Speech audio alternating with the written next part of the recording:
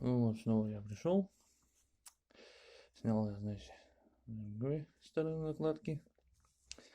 Дорабатывал я по совету Ютуба вот таким вот образом. Стачивал кромку под, примерно под 45 градусов. И получилось вот так вот со всех сторон. Но это произошло безрезультатно. Как они свистели, так и свистят. Напомню, это фирма Триали. Состав я не знаю у них какой, но они при обработке показали себя как бы с очень такой не очень хорошей стороны. Они очень мягкие, то есть их раздирает моментом при обработке даже надфилем или чем-нибудь таким начнешь, и они вот, как бы, очень мягкие. Вот эти, кстати, у меня стояли с правой стороны, от которой я обрабатывал, потому что как бы, больше свист происходил у меня с правой стороны. Эти у меня стояли с левой стороны. Вот на левой стороне как бы видно, что немножко диск тормозной похуже, чем на правой стороне. Но в итоге все равно как свистели, так и свистят. Сейчас я купил вот такой комплект. Лада деталь.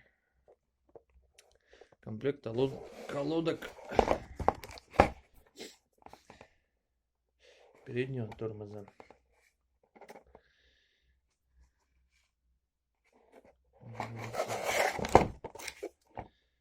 Подходят на Калину, на Гранту, на Приору, на Калину Спорт.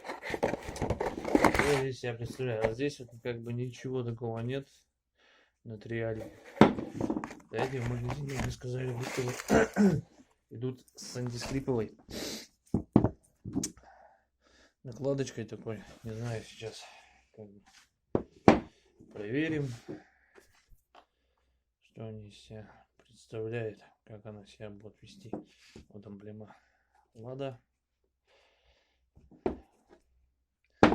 По форме они такие же одинаковые все. Пружины, все